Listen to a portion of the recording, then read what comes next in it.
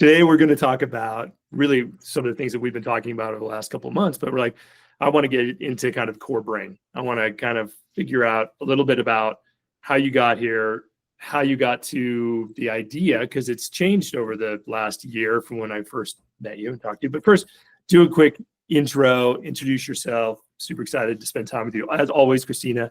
But just, yeah, tell a little about your story and we'll go from there. Okay. So good to see you. Thank you for having me. Yeah, well, you said it's been changing, often, I would say hourly. Feels that way. How often and how many times we're pivoting to try and make, AI as valuable as we possibly can. But so my name is Christina Perozzi. I am the founder and CEO of Mai-Tai.ai. Originally, we were a company that was using AI to provide marketing solutions. We liked the idea of being able to provide market research and data really fast and really cheaply in a way that we thought kind of democratized data for marketing agencies. Smaller brands that maybe couldn't necessarily afford big data.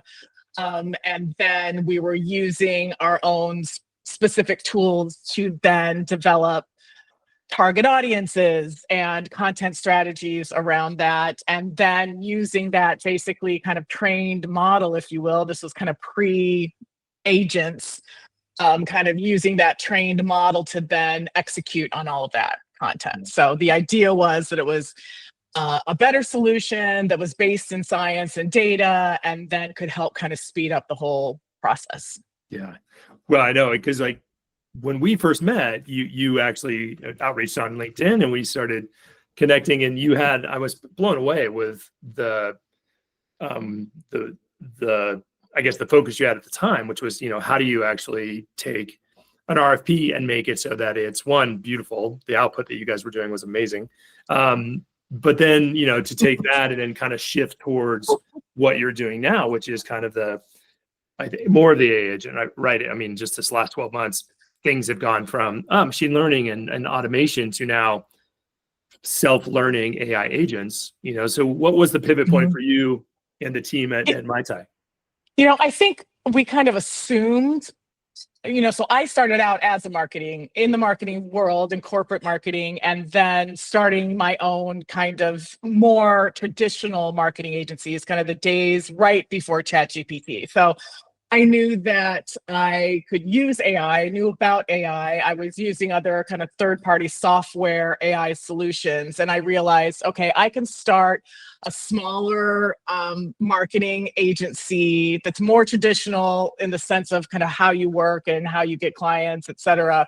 But I didn't have to have the huge overhead. And so we started out as that, and we were getting clients from other marketing agencies like yourself. And then we realized that not all marketing agencies are the same, first of all. They don't all have the same problems. They didn't have the same problems that I had as a marketing agency. They didn't necessarily want or need to be told what the strategy was. A lot of marketing agencies pride themselves on developing those strategies. Yeah. And then also, in terms of what the tool does, even like what the output of that tool was different for every marketing agency.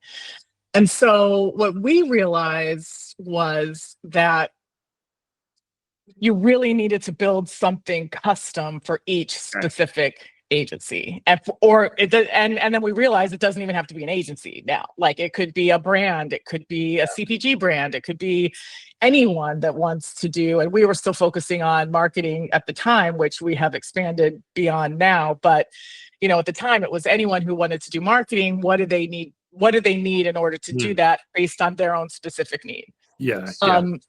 We started with the agencies who were basically saying to us, how is this different than just using ChatGPT? Why can't I just go out and use these free tools? And I was like, I don't know. Mm.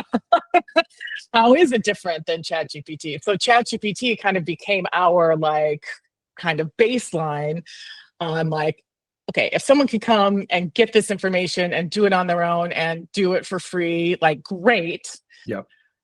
Go with God, but what are we doing that's differentiating ourselves and making it better and making it more valuable? And that's when we started to realize that not only was it that AI would be helping the tool with the research and the data, et cetera, and the strategy and the execution, but it was to do it in a way that the agency would do it themselves. Yeah. And so that became then, okay, well, what kinds of inputs do we need to give this tool in order for the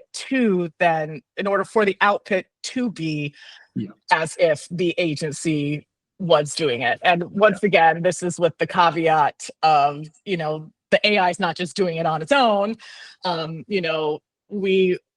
always came from a human first standpoint, which is, this is the tool that helps you and should help you. It shouldn't be something that replaces humans or that you're doing you're letting AI do the work and still charging your clients however, much money. It was always about, being transparent, being human first. Yeah. But so it became about, okay, how can we build this tool so that it has all the information about the agency, their mission, their vision, their values, how they talk, what they say, what their previous work was, what their most successful work was. Yes. And then that sort of morphed into, but hey, couldn't we use this then, if we have all the information for the agency, couldn't we then help use it to actually even more so than doing the work, getting more work and getting those new clients. Right. Yeah. And so no, there's a lot to unpack there. I want to stop you. So I want to ask you a couple of questions. So, you've pivoted in the last 12 months a bit. Yes. And I'm excited to talk more about the core brain, which I want to do in a second, but I'd love to hear a couple of things. So I was reading a great newsletter from Dave Norton. He was talking about situational opportunities. And so looking at kind of how marketing teams or in any industry is building their personas, and they're trying to isolate and focus on the messaging to hit the right target audience. And his idea was basically, in situational opportunities isn't a new concept, but the idea that you could, from the way that you are building your messaging and your teams and your offerings and your solutions, you could be narrowing your ability to pick up opportunities if you are, only focused on a certain persona. So it kind of flips to, what are the situations that, let's say, the agencies are having? And they are a little different, but all at the end of the day, we're kind of all doing similar things. So as you were kind of evolving your business in the last 12 months and looking at the core brain, what are some of the things that you came across that were like maybe aha moments with, kind of talking to agencies and how they were looking at AI? Or did they want to work with something off the shelf versus are they gravitating towards, man, I really want something in-house. I want to make sure I own it. I want to coach and mentor it. And I want to be able to evolve with our business as we ebb and flow. It's the first thing that came to mind. It's kind of more tactical than kind of philosophical, but kind of what we realized. And sorry, my dog is making an appearance right here. I was like, I want to be on. It's like, let me out. What we realized right off the bat was that most of the agencies that we were talking to did not see this as a tool for themselves. Oh, okay. They saw it as a tool that they would need to sell to a client in order to use. And while that could be true, did you agree with that? It wasn't. No. Okay. Yes and no. So yes, you could sell it. You could say, okay, this is a really good thing that we should build for our client, and we're going to train it on the clients and the clients' wants and needs and their mission and vision and their look, feel, and all of that stuff. And then we're going to use it to start, doing the client work.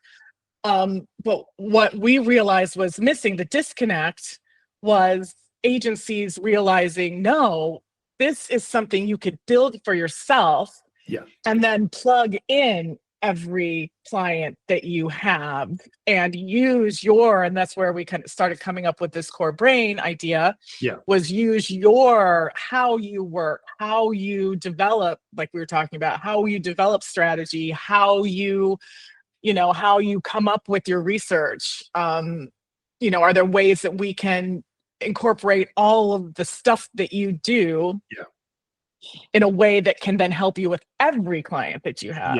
And not only every client that you have, but operational, roadblocks that you're coming into. And that's kind of how lead generation came to be, or not necessarily lead generation, but, being able to write proposals that were, useful.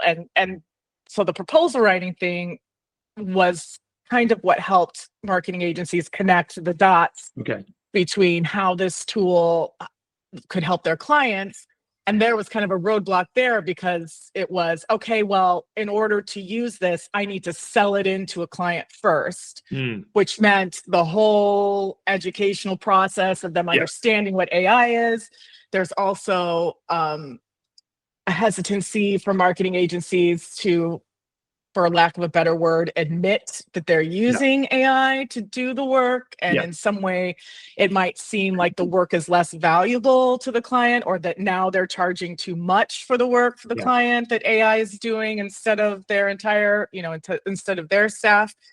And so it made agencies realize on a very practical level, look, let's take every proposal you've ever written, and every RFP that you were responding to, or whatever that is, and then let's say this one won, this one didn't, this one won, this one didn't, and now let's use AI to analyze what those best practices are, and then let's write that into the execution of your proposals moving forward. And we've talked about this, right?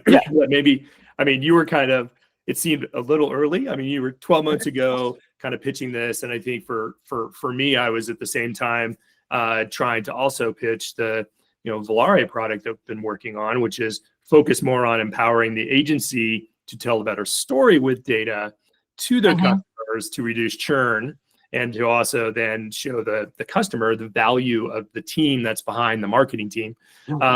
So I think, that's why you and I have been having so much fun kind of seeing your journey and being able to kind of look at that. But, I do think agencies, you brought up a really good point. I think there is this fear of like, what are you actually doing for me as a customer if everything you're doing is AI?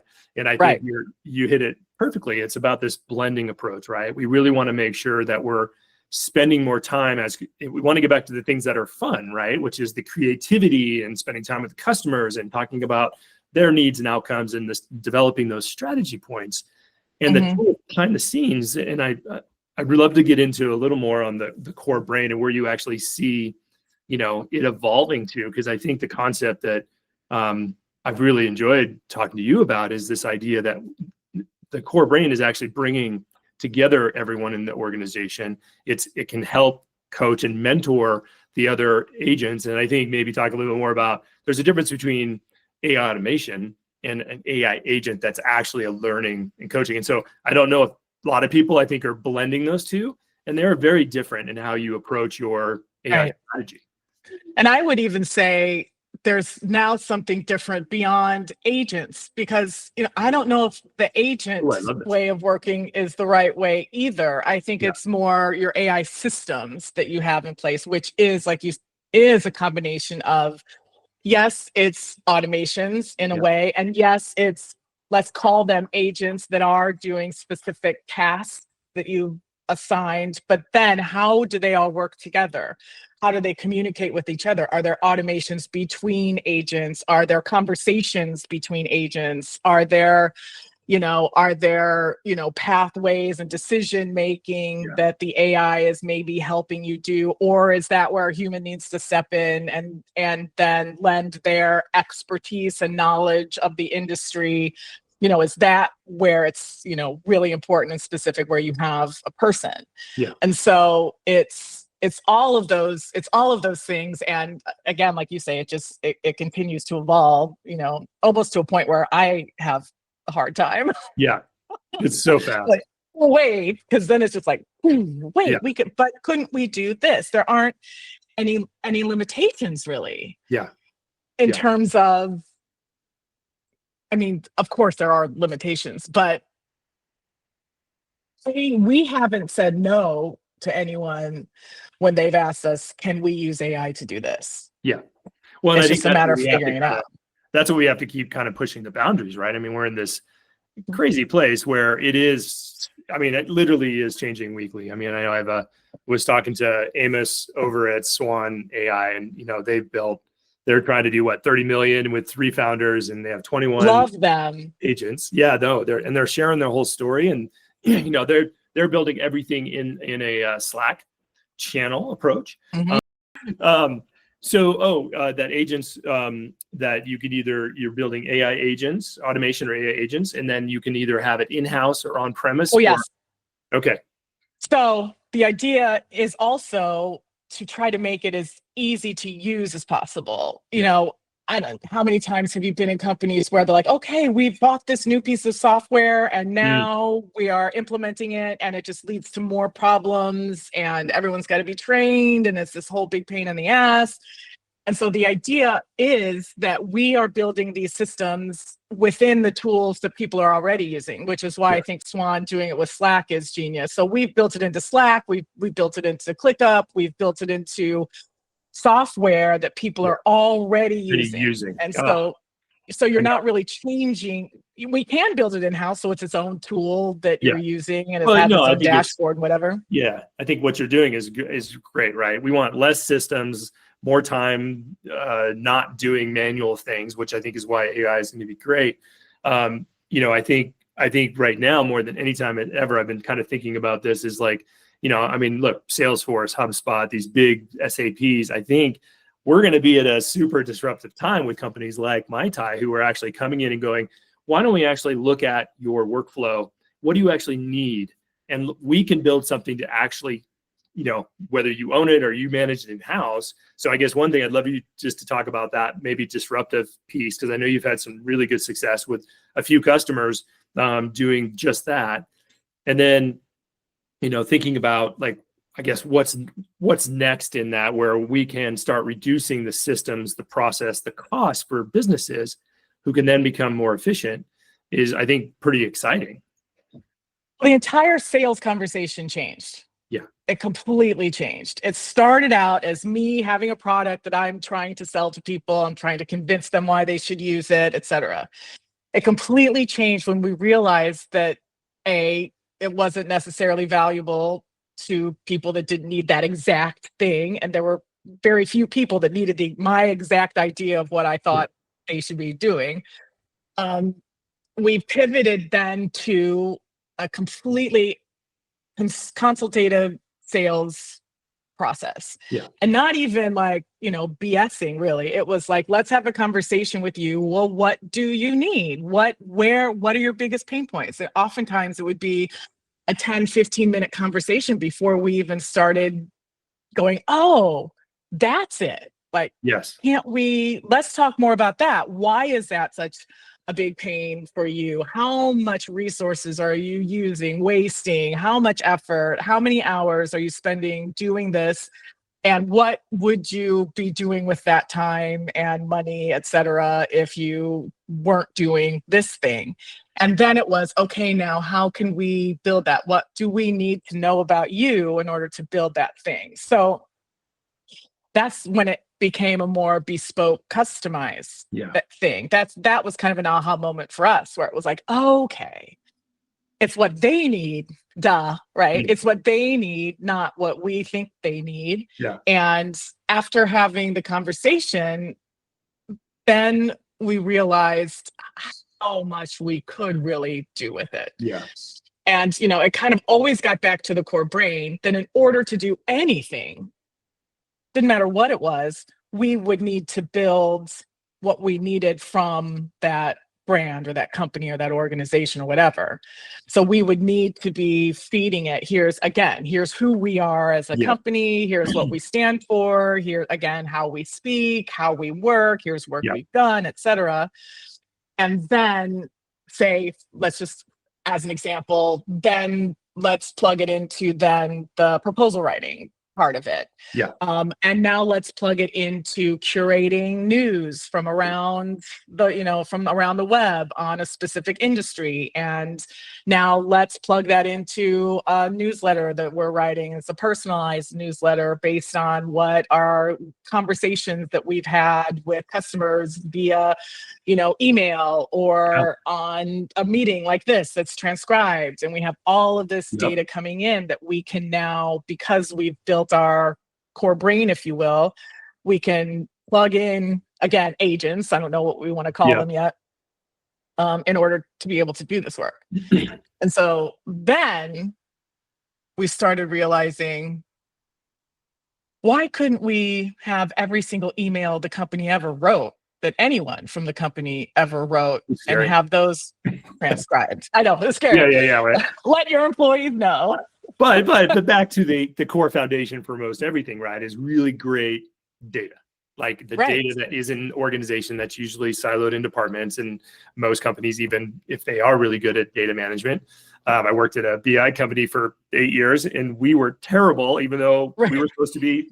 We got there in the end, but that concept of just like, you need to have an amazing data model to sit these agents on. But then when you do have that, and you can coach and mentor and evolve together with these agents as a member of the team, I think the sky's the limit. I'm excited for that. So what are you most excited about, and what are you most concerned about, kind of with AI? I guess when it comes to, because you evolved tremendously in a year, just from your business model when you started to where you are today. And I guess you've talked to hundreds of agency owners and business owners, and getting their feedback on where are they at? Are most people still like, I haven't started anything yet, I don't know, versus are people starting to come around and say, yeah, I'm excited, Christina, this is awesome, you guys are right up here and forward leaning and breaking the mold. And so what's your kind of excited about? And then also, what are you concerned about? Or maybe the concerns are more how people are looking at starting their kind of strategies, and what is some advice in that realm? I can start with kind of what I'm most concerned about, is really just the ethical or non-ethical uses that AI really can be applied to, if you feel like it. And the kind of what you do with the data that you can get now that exists on, that's out there, that now, because we have AI that can analyze such huge amounts of data, we can really start, finding gaps and finding ways to do not so great things. Yeah, no, the scamming stuff that's already starting, the deep fake, I was listening to Hard Fork yesterday, and they were talking about that, and I don't know all the specifics, but it was the research team out of, I think it was Sweden, who got into Reddit and didn't tell anybody that they were bots. Oh my God, talk about the uproar. But like stuff like that, where you're like, you just don't know. You can't tell, other than unless you're like tracking, like I heard like M-Dash, right? Dash is like, AI loves dashes. So if you see a lot of dashes in people's writing, that's probably because they used AI. Yes. Yeah. Also, if there's a sentence and then a comma and a really great explaining like phrase, or, like a summarizing phrase after that sentence, you're like, that is awesome. That's probably AI also. And there are those tells, but then like you said, there are a lot of ways that it can be used, and it's getting really, really, really good to fool people, to trick people. And I think that that is kind of, I don't want to say it's human nature, but it makes sense to me that if you are now competing with AI, and also if you are wanting to make a lot of money, Yep. you could use AI to do that Yeah. in a way that's tricky. I see a lot of people saying like, hey, you can create user generated content with this, Yeah. and have a talking head, a person talking, and they're recommending the product. And, hey, it's a really great idea. Yeah. And, testimonials and user generated content drive a lot of business, create a lot of credibility. And, those are things that companies and brands are dying for.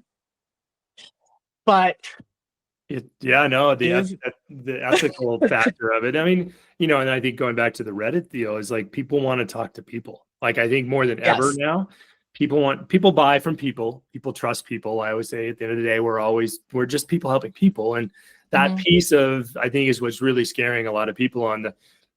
I'm using people a lot, but the AI, like how much of the humanity, empathy, and trust is going to be in question with everything you do. So yeah, no, I right, have the same concerns. Is you're really making sure that we're building companies and brands around loyalty and trust, and that we're leading with the great teams and ideas and people that get to spending more time with people, than right. AI.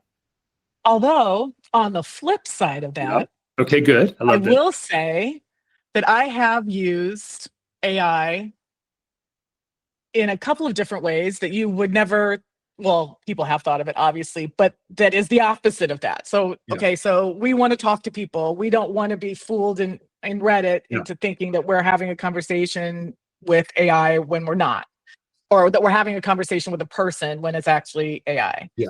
However, I've tried out some of these, tools that are like, mental health Oh, tools coaching. Yeah. and, therapy tools and, asking it questions about a personal problem I'm Yeah. having Oh, or, whatever. And yeah. I find the answers to be quite helpful. Oh, no. I mean, I'm doing the same thing. My wife is doing the same thing. I mean, there's certain Mhm. situations that come up and you're like, I just need to vent. You know, I don't need to go to my wife because she'll want to solve the problem. I just want to vent, right? But no, I think that I was reading about the Salesforce. They have their career coach that they launched last year, and it Mhm. was you start your first day and you get your career AI coach, and that person, the agent knows you. It's the center. It helps define your career path training and all your programs. It also picks and choose. It gets to know you and also outline some paths within the organization for new training to go in a new direction based on your relationship. And so, I Mhm. think the coolest thing was Salesforce, I think in Q1 of this year in 2025 from the program. First off, they had a almost 80% adoption rate across the organization for this career coach. Nice. And then they filled 50% of their open new roles in Q1 from people that went through the program, which is pretty amazing to see the That's development of awesome. like investing in your team, people getting excited. Turnover costs a ton for companies. But yeah, no, I think those ways I'm kind of excited. I mean, I use ChatGPT all the time. I love it. I bounce ideas. I get creative. Building coding on the weekends. I'm doing all sorts of stuff. I want that talking person to be more easy to engage with, and that knows what I'm doing and can help with things. I want a Jarvis. I love the idea. And what I have found extremely helpful is the voice activation with Yeah. ChatGPT or with any of these, LLMs. Like, really, for me to be able to pace, to be away from my screen, to not Oh yeah. have the slowness of typing, even though I type really fast, like that to get rid of that Conversation. process, Yeah. having a conversation, Yeah. right? Yeah. And so being able to express myself in a way that I wouldn't do if I were typing something and trying to truncate Yeah. what I'm trying to say in a fast way. I find that that is very helpful in terms of brainstorming, ideating, Yeah. and all of that. And plus the fact that these LLMs are just so positive. Yeah. I know, right? They're Well, like that is a a little great too encouraging. idea. Yeah. So, well, awesome. Well, Christina, look, I think it's been super fun to talk to you, getting to hear your story, hearing about the evolution of your company, which has been amazing. And like I said, I think you were really early and had some great ideas, and it's really cool to see how you've evolved. But where can people connect with you if they want to find out more about the Core Brain and Mai-Tai.ai? Yeah, you can go to Mai-Tai.ai. We do free consultations like we were talking about. You can set a half an hour meeting with us. It's at mai-tai.com, MAI-PAI.ai. Best name ever for AI Yes, company by far. thank you. The alcoholic drink with the most AI in it. Right. Awesome. All right. Well, thank you.